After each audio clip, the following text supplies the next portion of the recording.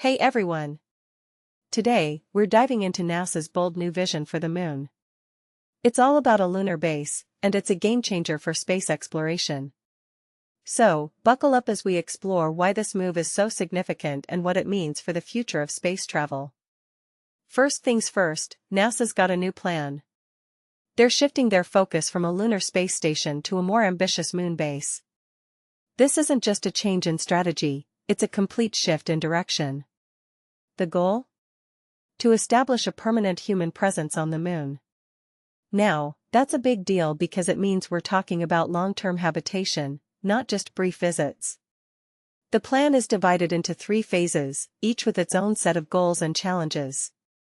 Phase 1, running through 2028, is all about laying the groundwork. It involves 21 landings, bringing a total of 4 metric tons of payload to the moon. This includes the Viper rover for resource exploration, drones that can travel up to 50 kilometers, and initial versions of a lunar terrain vehicle. NASA will also establish 2 lunar orbital communication satellite constellations during this phase. Phase 2, from 2029 to 2032, is where things get interesting. NASA will secure a site for the lunar base. This phase involves 27 landings with a total mass of 60 metric tons. The payloads include larger, pressurized rovers, solar and nuclear power sources, communication towers, and excavator rovers. It's all about building the foundation for the base. Finally, Phase 3, from 2032 to 2036, is the real game-changer. NASA aims to establish habitats for long-term human presence, supporting 4 astronauts for 4-week missions. Over 28 landings, they'll place 150 metric tons of payload on the surface.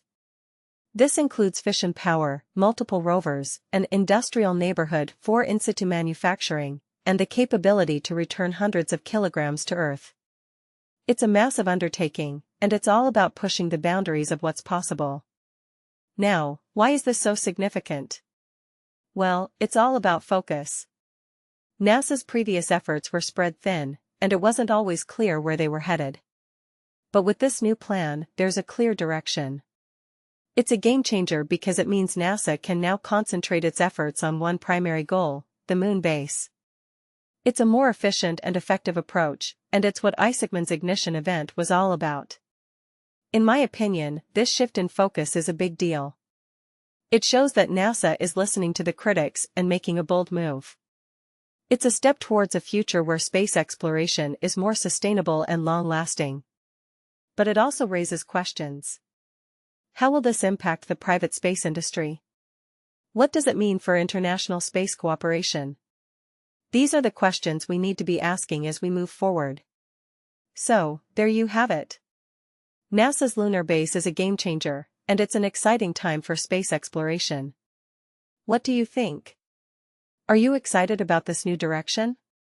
Let me know in the comments, and don't forget to like and subscribe for more space exploration content. Until next time, keep exploring.